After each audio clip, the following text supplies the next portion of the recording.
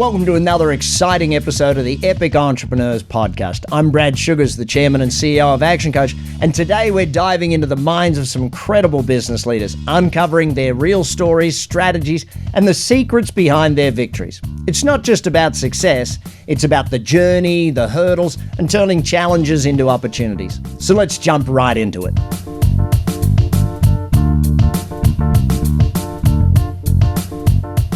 Okay, good morning. This is Arthur Rosaria from ActionCOACH in Curaçao, Dutch Caribbean, speaking to Huston Pendry all the way from Louisville, North Carolina. Huston, why don't you introduce yourself? Yeah, hey, I'm Huston Pendry. I'm the owner of Pendry Enterprise in Louisville, North Carolina, and thank you for the opportunity, Arthur. Okay, thank you, Huston. Why don't you tell us a little bit about what you do?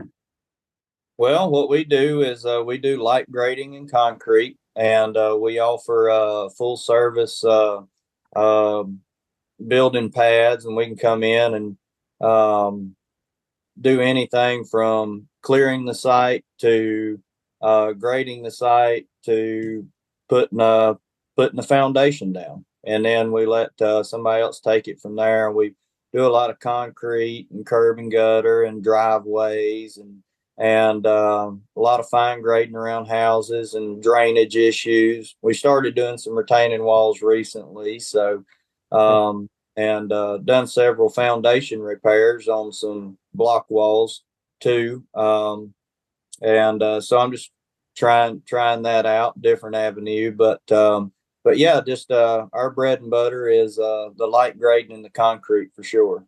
Okay, thank you.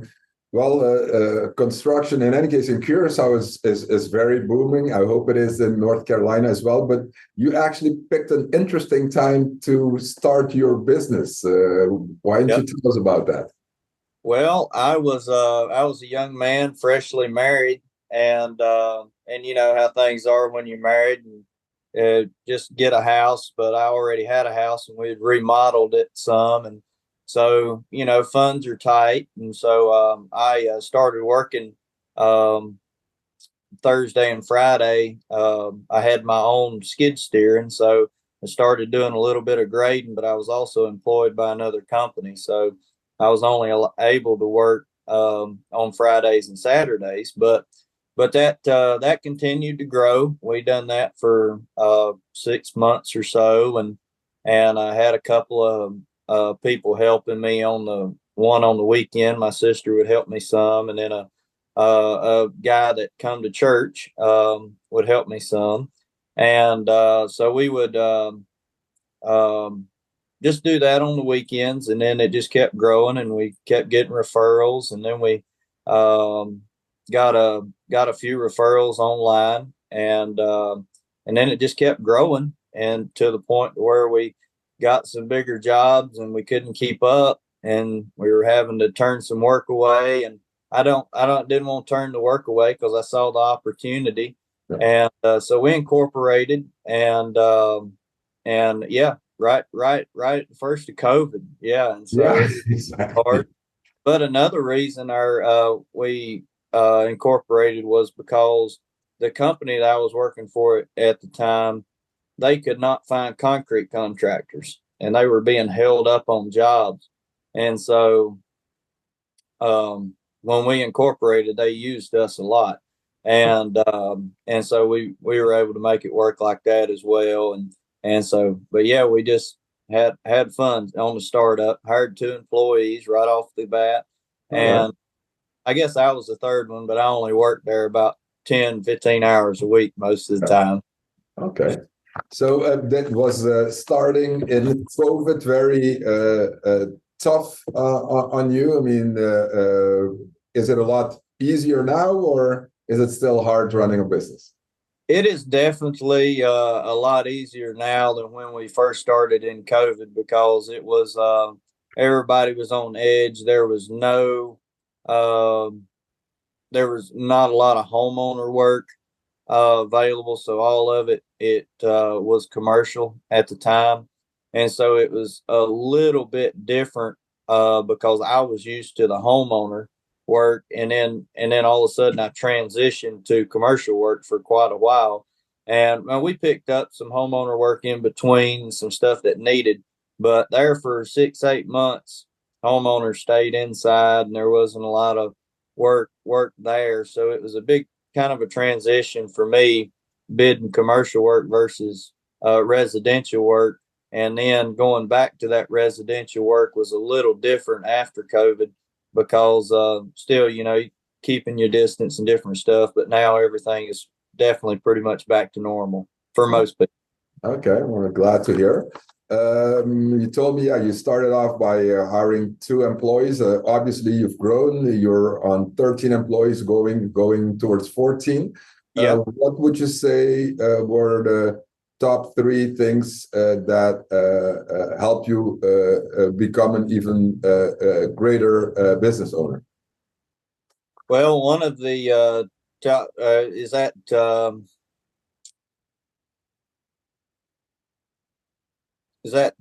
my love for church, I would guess, and that was the first top of mind. And being a successful business owner, and wanting to do more for my family, because we grew up and we didn't have a lot of money, but we grew up farming, and my dad worked for the fuel company in a nearby town, and so we didn't have a lot of money, but we were really richly blessed. It taught me to work hard. But I wanted to try to provide more for my family and go on more vacations and do more, and then help my immediate family. But, not only that, just doing outreach and missions. I'm big on missions, and so in giving to that and just helping others. So that was one of my top of mind things, for sure, and within starting my business. Okay. And that you mentioned earlier also a second and a third thing that helped you become, what are those? Yeah, well, the second one would be being able to move up in the company where I previously worked. They taught me how to estimate and taught me how to project manage, and so that and it gave me a lot of organization skills in each job and each role, and managing their equipment and projects, and in the estimating part. So when I transitioned into my business, it made that a lot easier, for sure, with moving forward. Okay, so yeah, it helped you, I guess, in a way, manage better, instead of what the usual entrepreneur has, the superheroitis, where he or she wants to do everything because nobody can do it as well, and you were lucky to have been cured of that from the start, so to speak. Yeah, that did that helped me jump in and be able to delegate things out, as like you said, most business owners are consumed in their business and out there on the job and having to work, and I've been able to I still do that, but not as much as a lot of other people. We try to hire in the position. I do the position for a while, but we try to hire somebody to work me out of that job. So yeah. So we delegate out, and try to organize that. Yeah, working towards that commercial, profitable enterprise that works without you, right? That's right. Yes, sir. Yes, sir. And the third one you mentioned, also about having a coach and an office manager to. How did they help you in becoming a better business owner? Well, getting a coach and an office manager. The coach helped me understand profit, loss, markup, margins, implementing systems in our business, and also introducing core values to the team, and goals in not only my life, but having goals in front of team members and having stuff to work towards. And then, proper bookkeeping is what my office manager came in. She come from the corporate world. And so proper bookkeeping and identifying um, job cost and stuff like that, and proper coding and different stuff like that. So we can go back and know from start to finish what our profit and loss is on that job, and Yeah. even up to the payroll hours. We know from well, some of them we don't, but 90% of the time we know from when we start the job to when we finish, and we can trace every penny going Yeah. forward. But back to the coach, and it has taught me a lot. I was in a rough spot when I started coaching, and it gave me a light at the end of the tunnel. Somebody willing to help and sit down and teach me about profit and loss and markup margins and implementing systems to help better the team and the business. Okay. So yeah, your coach is Jason Berry. Did he before you told me you met him a couple of years or a year and a half back approximately? Before meeting him, was it something that you had actually considered to get a business coach? Did you know what a business coach was at that time? Well, to be honest with you, I had no idea what a business coach was at the time, and I was just in a bad spot with a lot of, I guess, chains on me that were dragging me down, a lot of dead weight, and I knew I needed something, but I didn't know what I needed. So, in moving forward, I was like a lot of business owners. I was stuck in a rut, and I couldn't get my vehicle out of it. And it was just a tight, hard time, and so I did. I was looking for something, but I didn't know what I needed, and just so happened that Jason was in the right place at the right time. Yeah. So it's a lot of things that run through your head that bog you down. Is your business going to make it? Is it not going to make it? And then there was just, I mean, I went for what I was there for, and then Jason offered a little class at the end, and I sat in on it, and then we were able to talk, and then sat down and move forward, and yeah, it's definitely one of the best things I've done for my business, for sure.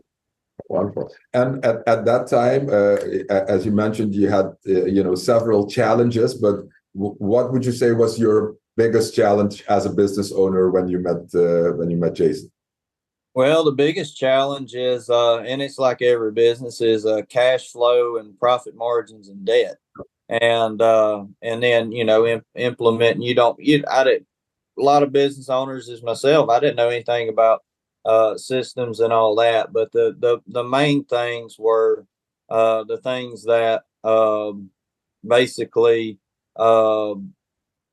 either make a business or drown one, and that was where we were at with the cash flow, which was just completely gone, and the profit margins and the debt. But the profit margin is where I didn't understand profit and loss and markup. I didn't know if you mark something up 12%, it needs to be 20%. So I had no idea until somebody sat down and showed me that. And yeah, so we sat down and we looked at the margin sheet, and that didn't take very long to adjust some of the things. And then recently we've sat down and started tackling a lot of debt. So okay, and that's interesting. You mentioned increasing your margins, meaning also increasing your pricing. How was that easy for you to do? I mean, many times I talk to business owners and they're scared to raise their prices because we'll become too expensive. How was that process for you? Well, I'm going to be honest with you. I was real nervous at first because, as most business owners, a job is a job, and whether you make a lot or whether you make a little, it's still money coming in to be able to feed your family. No. And I was nervous at first. And I can't remember how me and Jason talked a lot about it, but I did it. I sat down with my estimator, and my estimator was like, "No, we can't do this." And I was like, "We're going to give this a try for 3 weeks." I was like, "It doesn't matter what it costs us. We're going to do this for 3 weeks." So I specifically remember him having that conversation, him specifically telling me I was about half dumb, but it's my business. Um, so we tried it and we started losing jobs, but in hindsight 2020, we were getting the better jobs. So yes, we were losing some and we were having to be more selective on what we bid and who we talked to, but the ones that we got were making up for the ones that we didn't get. Yeah. In hindsight 2020, it's worked out for us. So Yeah. it was a little nerve-wracking at first, and we still lose jobs because of our higher profit margin, but we have to be more selective on who we bid with, and we go in there, and another thing is going in there and proving to them that when they give you that chance, is go in there and prove to them that you are worth that cost. And there's one company where we're at that here locally that we do 90% of their concrete. So anything that they get, we're blessed to do that. Well, actually, there's actually 3 of them that we do that. So yeah, so any concrete that they get, we're the first on their list to get a bid from, or just go do it. It doesn't even matter if we sometimes we don't even really put that much of a cost with it. So Oh wow! Congratulations. yeah. I think that's a very interesting thing you put, because especially when you're starting out with a business, you're like, I want to get all the clients I can get, and I'll do whatever just to get a job. But it obviously pays to be selective about the type of jobs that you get. And some jobs are better to say no to, because you lose even more money when you do the job than if you didn't. So For sure. Pretty interesting. Also, you said one of the things is you have a couple of other businesses, or one other business, and going to start another one as well. What are your bigger dreams? Do you want to have 10 businesses? Do you know where you want to grow in, or what you want to grow into down the road? Well, yeah. The bigger dream is to have probably a minimum of 3 businesses, and then eventually sell one or 2 of them off, and focus on one. But the big dream is just to be in missions, and possibly help other businesses one day in coaching and helping them. So, but yeah, that's my bigger dream, is just to be focused on missions and helping other businesses. But I would like to try to be retired by 50. So I'm not disabled, but I have a disability. I fell 60 feet back in 2017. So Wow. yeah, it took me it was about 2 months in the hospital, and it took me over a year and a half to walk again. And I still don't walk that well, but we do make it work. And yeah, we've been blessed. So I'm gonna work my younger years and try to provide as much as I can for my family, and try to retire when I'm 50. Okay, well, that sounds great. And if I hear you correctly, perhaps you'll join us in Action Coach if you want to help business owners. There you go. I could possibly that could possibly a goal as well. So yeah. All right. Before we leave, Huston, once again, thank you very much for your time. Is there, one message that you have for business owners out there, or people who are considering starting their own business? What message would you have for them? Yeah, well, I would say for one, go for it. Take the leap. Just make sure that you consider talking to a coach or another business owner like myself that is willing to sit down with somebody and not scare them, but give them the proper knowledge, I should say, as in taking that step of faith. It's really a step of faith. I mean, you're going from steady income, or knowing where your finances are going to be taken care of, to one month to the next, like, oh my, where could that go? So I would say sit down with a coach, or potentially hire a coach to help you get that business off the ground and get that started right. I started my business with just myself and my wife, and I'm not going to say I drove it in the ground, but I nearly lost it. And yeah, just sit down and know what the right steps to take. It may not be, at the end of the day, it's your opinion and your business, but at least you will have the advice to take back and decide based off the advice that you get which avenue best would work for you with testing and measuring. So, yeah. Oh, wonderful. Yeah, because, you don't know what you don't know. And especially starting a business owner, or one who's been in business for a while, if you only keep doing what you've been doing, it's very difficult to get different kind of results. Yeah, and that's correct. And another thing I would say is no matter what happens, the customer is always right. And you can never shake too many hands in business. So I try to shake as many hands and answer as many phone calls as possible, and be as an uplifting business owner, and it has paid off well. So, okay. Well, Huston, once again, thank you very much for your insight. I'm sure this will help not only starting business owners, but also some that have been in business for a while, to hear it from somebody else, somebody like them, that have decided that they wanted different outcomes. And one of the ways to do that is to get a business coach to help you on that path. Yes, sir. Yes, sir, for sure. All right. Well, hope to see you in October. I believe we have the regional conference BizX in Las Vegas, and I hope to see you there. Absolutely. Thanks, Arthur. Okay, take care. Bye-bye. Thank you. And that's a wrap for today's epic conversation here on Epic Entrepreneurs. Huge thanks to our amazing guest for their pouring their heart into sharing their journey. If you enjoyed this episode, hit that subscribe button, leave a review, share it, or hit that bell. But until next time, let's make sure you keep dreaming, take massive action.